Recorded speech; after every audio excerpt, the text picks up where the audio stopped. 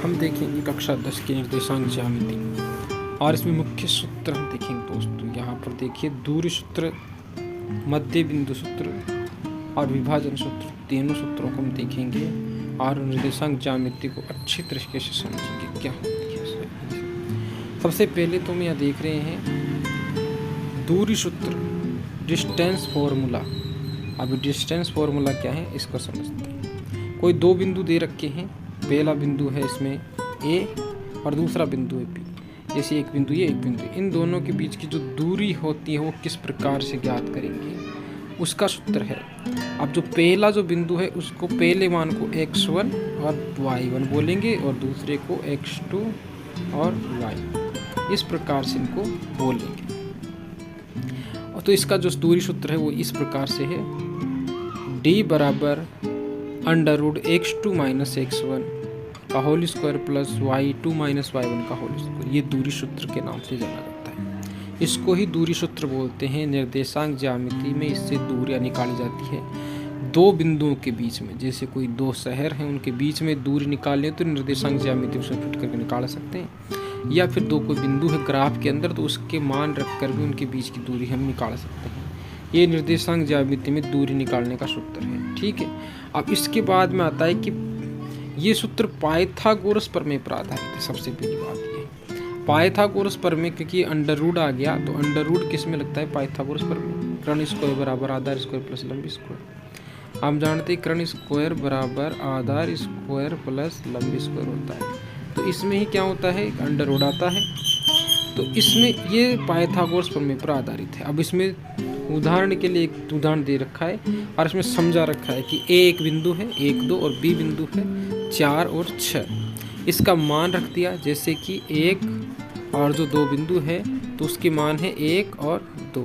तो इसका तो हो गया x1 और ये हो गया y1। तो x1 की जगह तो 1 रखेंगे, ठीक है, और y1 की जगह 2 रखेंगे, ये x1 की जगह रखेंगे। ऐसे ही 4 और 6 तो ये तो जाएगा x2 और ये हो जाएगा y2, इनकी जगह मान रखेंगे। अब इस सूत्र में, यानी कि जो दूरी सूत्र था अपना, इस वाले सूत्र में जो मान रखा था और इस वाले सूत्र में मान रखने के बाद में ये सूत्र में मान रखते हैं, इसमें सूत्र में मान रखा है और यहाँ पर मान रखने के बाद में इसका मान 5 आ गया। ठीक है। अब आगे बढ़ते हैं कि दूरी सूत्र हो जाने के बाद दूसरा सूत्र आता है निर्देशांक ज्यामिति में, बिंदु सूत्र या मिड पॉइंट फॉर्मूला या मध्य बिंदु सूत्र जिसे बोलते हैं। इसको मध्य बिंदु सूत्र भी हम बोल सकते हैं। देखो, दो बिंदुओं के बीच का मध्य बिंदु यदि ज्ञात करना है, मिडिल पॉइंट ज्ञात करना है, तो उसका फॉर्मूला यहाँ पर दे रखा है। इसका फॉर्मूला है x1 + x2/2 और y1 + y2/2। ये मध्य बिंदु सूत्र है। इसका उदाहरण भी नीचे दे दिया है कि मध्य बिंदु सूत्र यदि निकालना हो तो कैसे निकालेंगे। तो इसमें मान रखा है, देखो मैंने रख के बता देता हूँ। इसमें मान किस प्रकार से इसने मान रखा है, जैसे ब्रैकेट है। अब x1 की जगह 2 रख दिया, ठीक है, प्लस x2 की जगह 4 रख दिया और बटा में 2 लगा दिया। इसी प्रकार y1 की जगह, देखो इसको फिर से देखो, x1 की जगह 2 प्लस x2 की जगह 6 और बटा में, और ऐसे ही y1 की जगह 4 और y2 की जगह 8 और बटा 2। इनका मान निकलने के बाद में 4 और 6 आएगा। ठीक है। इस प्रकार से इसका मान निकाल रखा है। इसमें मान रख रखा है, इस वाले सूत्र मान रखा है, इस मध्य बिंदु सूत्र मान रखा है। x1 की जगह तो ये वाला मान, ठीक है, और x2 की जगह ये वाला मान रखा है। इस प्रकार से मान रख इसने निकाला रखा है। अब इसके बाद में दो सूत्र हो गए, मध्य बिंदु सूत्र और दूरी सूत्र। निर्देशांक ज्यामिति प्रश्नावली में से बहुत ही अच्छे प्रश्न आते हैं और बहुत ज़्यादा नंबर की प्रश्नावली रहती है और सबसे ज़्यादा इसको सरल भी करते हैं और समझ में भी जल्दी आ जाती है। और कुछ नहीं, सूत्रों मान रखना है और इसको हल करना है। तीसरा है विभाजन सूत्र, यानी कि सेक्शन फॉर्मूला। विभाजन सूत्र का मतलब होता है किसी चीज़ को विभाजित करता है ना। विभाजित करने के लिए उसको अनुपातों में विभाजित करते हैं। तो अनुपात को हम मान लेते हैं m1 और m2। यहाँ पर देखो अनुपातों को, एक अनुपात तो m1 है यानी कि m2, यानी m1 और m2 भी मान सकते हैं। और यदि m1 m2 नहीं मानेंगे तो m और n भी मान सकते हैं। तो यहाँ पर mn मान रखा है। ठीक है। तो यहाँ पर यदि कोई बिंदु P का A को x1 y1 को और B x2 y2 को m1 अनुपात n के अनुपात में विभाजित करता है तो विभाजन आंतरिक विभाजन होता है। आंतरिक विभाजन का सूत्र इसमें दे रखा है, देखिए सूत्र लिखने का तरीका मैं समझा देता हूँ। सूत्र लिखने का तरीका क्या होता है,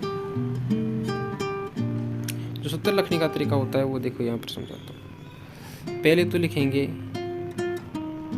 x2 x1 और इसमें आएगा y2 y1 और बटा में m1 प्लस n, यहाँ पर m प्लस n।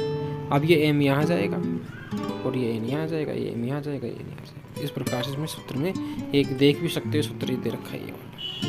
ये है आंतरिक विभाजन सूत्र। इसके बाद में है वहाँ विभाजन सूत्र। अब वहाँ विभाजन और आंतरिक विभाजन में सिर्फ चिन्ह का अंतर रहेगा और किसी का अंतर नहीं रहेगा, सिर्फ चिन्ह का अंतर। दोनों को देख सकते हैं आप, इसमें सिर्फ चिन्ह का अंतर है। देखो ऊपर वाले में प्लस का चिन्ह है और नीचे वाले माइनस का चिन्ह। दोनों को याद करने का तरीका सेम रहेगा, सिर्फ चिन्ह का अंतर रहेगा, यानी कि आंतरिक विभाजन और बाह्य विभाजन सूत्र में। अब इसमें ऐसे में जो सार जो निकल के आता है, 3 सूत्र हमने यहाँ पर देखे हैं।